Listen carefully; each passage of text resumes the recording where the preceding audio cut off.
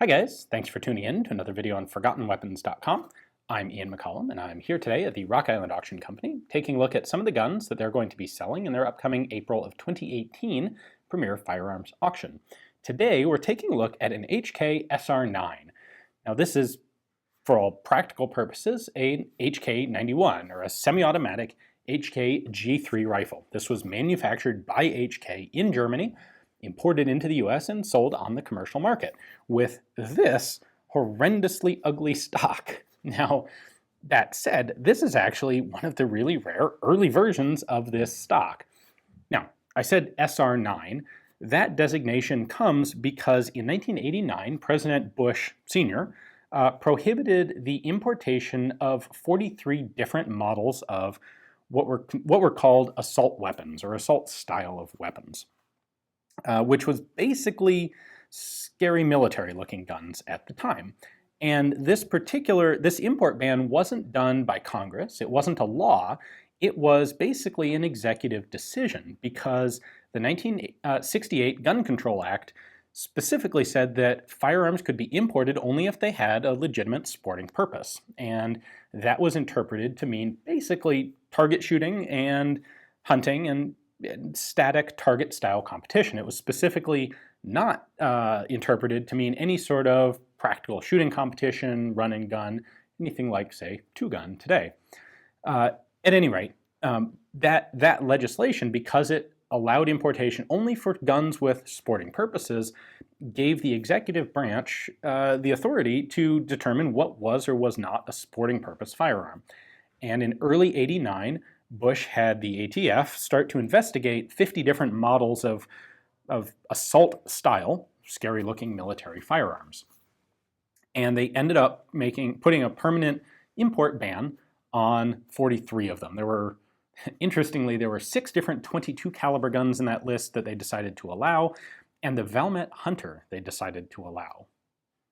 Perhaps because it was also allowed in Canada?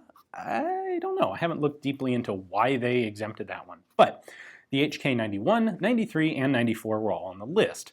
So first off, there's kind of a little, there's an interesting, very small subgroup of H&K 911 rifles that came into the country. These were H&K 91s that were actually imported and like in the bonded warehouse when this change in policy occurred.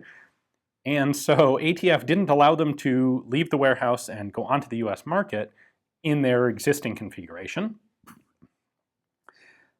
Instead, they had to be converted to get rid of the various frightening features like muzzle brake, pistol grip stock, that sort of thing. And so H&K, what they did is they stamped an extra 1 on the designation. So they went from 91 to 911. That way they were no longer specifically covered by this executive order ATF interpretation that called out the H&K 91 by name. And then they got thumbhole stocks from Bell and Carlson and put on the rifles. And then they modified the front end of the gun. So they welded in the little hole that allowed a bayonet to be mounted on the rifle. They replaced the muzzle brake with just a permanently attached device that wasn't a flash hider or a muzzle brake.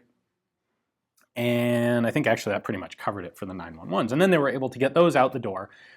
And any further imports had to meet the new policies of what was allowed, which was basically this. So H&K submitted the SR9, presumably sporting rifle 9, I guess, for importation. And you'll notice it gets rid of the features. It's interesting, these are the features that we would later see in 1994 codified into actual legislation for an assault weapon ban. Namely threaded muzzles, pistol grips. Those things were removed on these rifles and they were imported in this configuration. And the very first 1,000 of them had this faux wood pattern stock.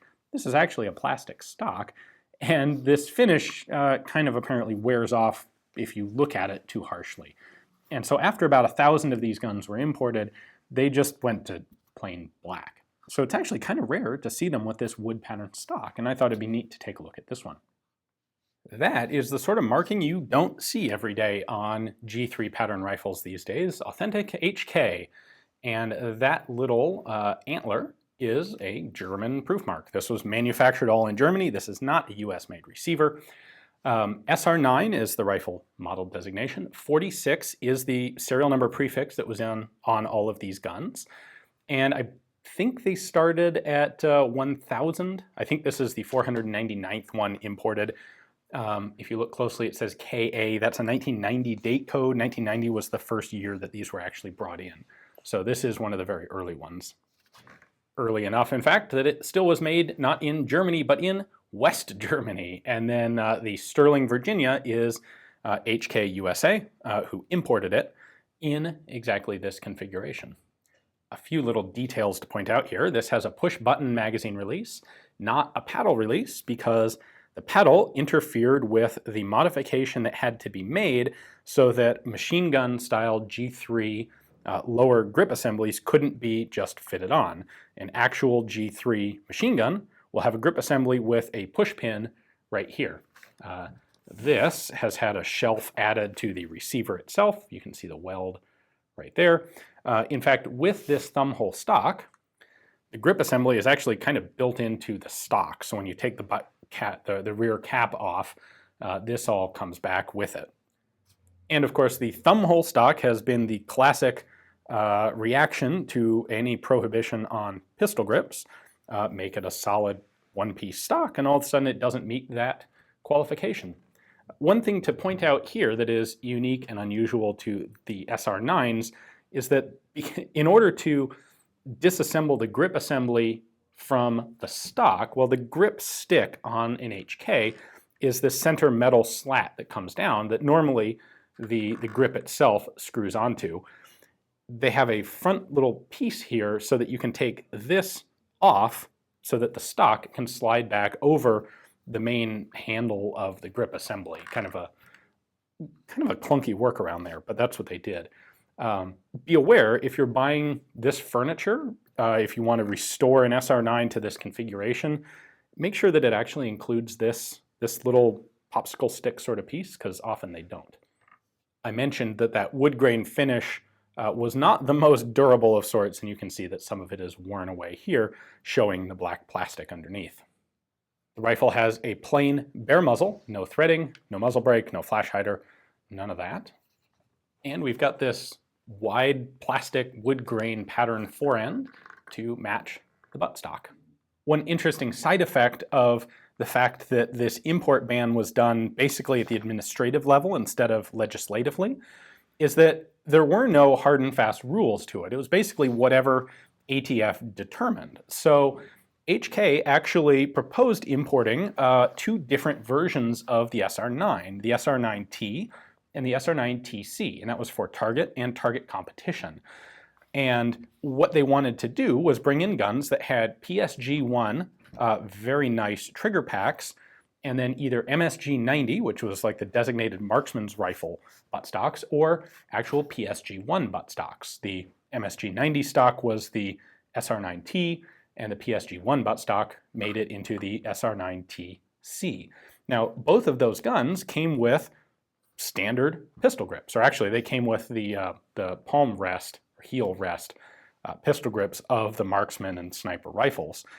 Now, under later legislative assault weapon ban rules, those wouldn't have been allowed in because they had pistol grips. But because this was an import ban based on perceived sporting use, and target shooting was one of the things that was seen as appropriate, the guns that were modified for better target shooting were allowable, even if they had pistol grips. So a small number of Ts and TCs came in between 90 and 98. In fact, actually, they were standard SR9s that were then manufactured or reassembled by H&K USA prior to being shipped. And you can identify those first off by the buttstock and the trigger group, and then there will be SR9 with a T stamped after it. And unfortunately, that stamping was done a little bit haphazardly, and it's pretty easy to fake. So if you find one of those, it's worth doing some additional research just to confirm that it really is what it's alleged to be, because these do command, those in particular command a substantial additional value because of those PSG-1 parts. All in all, about 4,000 of these were imported into the US between 1990 and 1998. They may look goofy, but what they do offer is, and what makes them appealing to people, is that they are an actual German HK manufactured rifle. They're not a knockoff, they're not a parts kit build, they don't have US made receivers, they don't have any of the things that ended up becoming common workarounds for the various importation restrictions. This is an actual HK manufactured rifle. And as long, for example, if you're willing to put in the requisite number of parts to make it legally an American-made rifle under 922R, you can get rid of this furniture. If you don't want to keep it as a historical item, you can rebuild it as an HK pattern or as a G3 pattern rifle. And a lot of people, that's the pinnacle of having a G3, is one actually made by HK. So for that reason, these have a more substantial collector value, I suspect, than people who are buying them between 90 and 98 thought they ever would.